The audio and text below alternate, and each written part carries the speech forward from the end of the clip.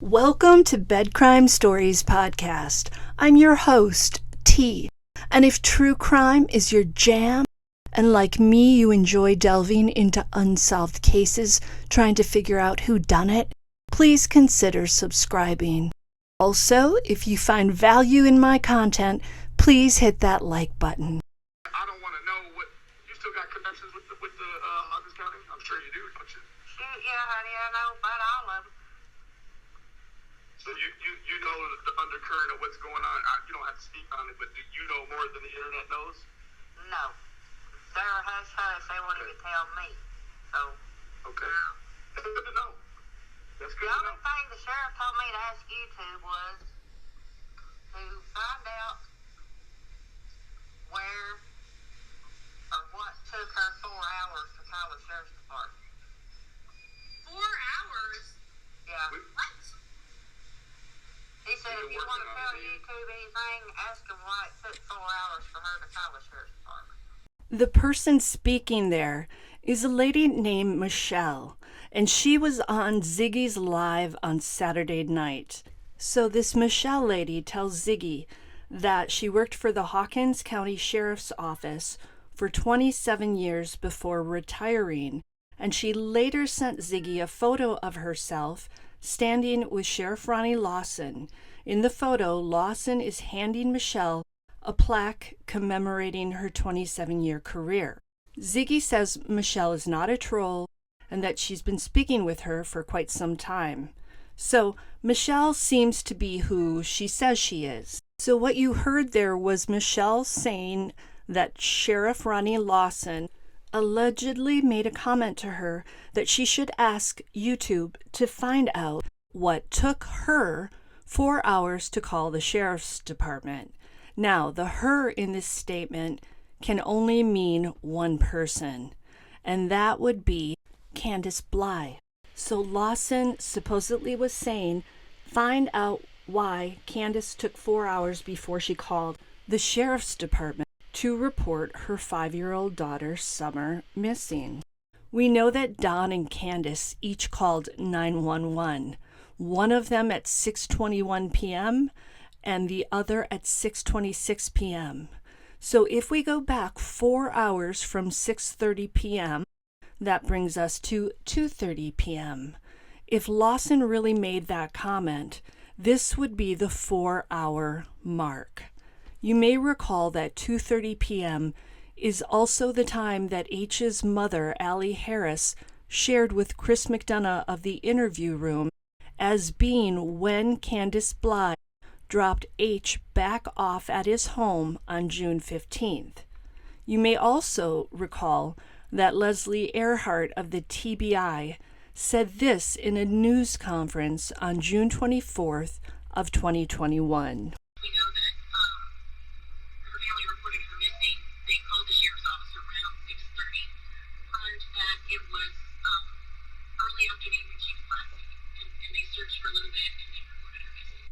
In case you didn't hear that, Leslie Earhart says that Summer was last seen in the early afternoon on June 15th, and they, meaning the family or the parents, searched for a little bit and reported her missing. Earhart doesn't state the exact hour when Summer was last seen, nor does she specify what she meant by they searched for a little bit. How long is a little bit? Was it the 10 minutes that the 911 dispatch operator mentioned that night? We cannot know for certain. Now, in my mind, 2:30 p.m. would fall right into what one would consider the early afternoon. So what this Michelle person relayed as allegedly coming from Sheriff Lawson's mouth matches more or less what Leslie Earhart said in that press conference on June 24th. So if we accept that Lawson said this, and I'm not saying that I do, and if we accept that he's sharing truth that he knows for certain, does it mean that law enforcement believes that H was the last person to see Summer alive on June 15th?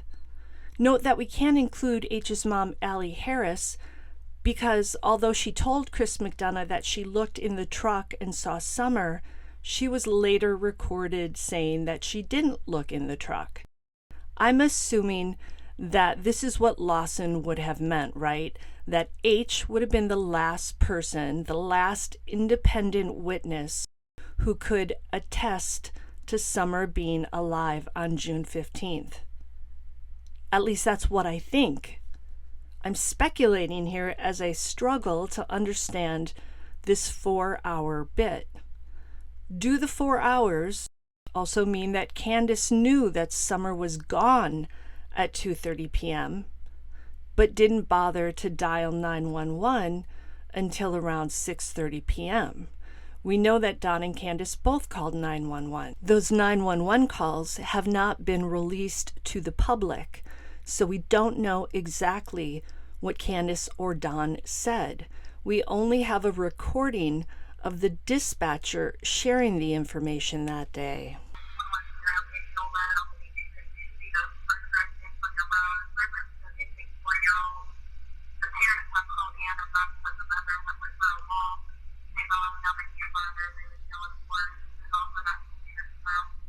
I know that's hard to hear. So the dispatcher says there's a missing 4-year-old from Ben Hill Road in Beach Creek. Her parents have called in and advised that the mother went for a walk, and when she came back, she couldn't find the child.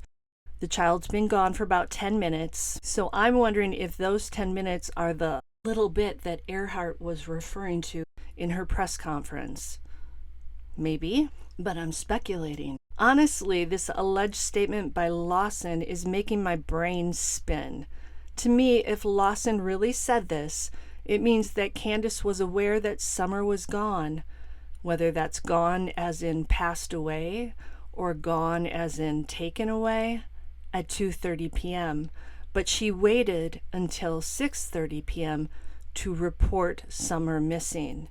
And it also implies that Lawson believes Candace was up to something during the 4 hours between 2:30 and 6:30 p.m. I'm assuming that Lawson would have already asked Candace this himself, right? But that Candace failed to give him an adequate answer. So Lawson allegedly is asking web sleuths to dig into what exactly was happening in that 4-hour window of time. At least that's what it sounds like to me. That's how I'm interpreting that alleged statement. But again, I'm speculating. There's so many unknowns about this statement. One being, did he actually say it? And did Michelle in turn word it exactly how Lawson said it? Was anything lost in the translation? This alleged statement begs for follow-up questions. We always knew there were unaccounted for hours in the Wells timeline. Originally, it was believed that it was more like 2 to 3 unaccounted for hours.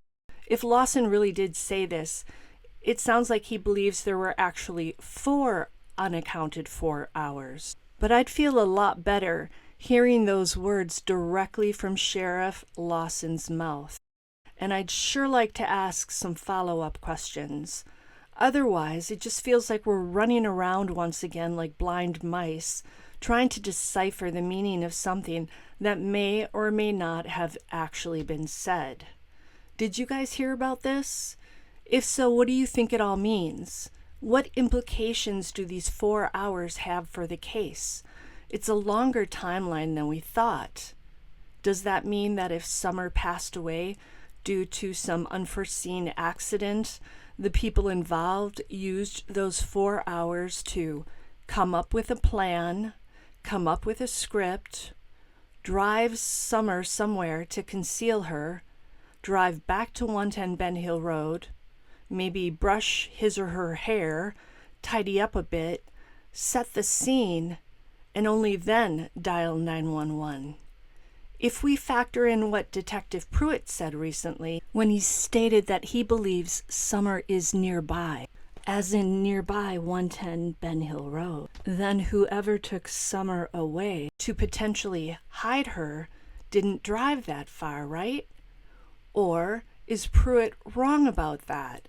And did whoever took Summer away spend an hour or more driving away from 110 Ben Hill Road. Spend some of those 4 hours driving and then dumping a body and then driving back home. Questions, endless questions, an alleged statement, and no way to prove that Sheriff Ronnie Lawson actually said it. No chance for follow-up queries. Frustration. What are you guys thinking? Do you believe this Michelle person? I mean, she sounded legit, but would Ronnie Lawson really have said that to her? To have her ask YouTube that particular question about those 4 hours? What do Lawson's alleged words mean to you? How would that 4-hour gap change our view of the case and the timeline at this point? Let me know in the comments. Until the next time on Bed Crime Stories.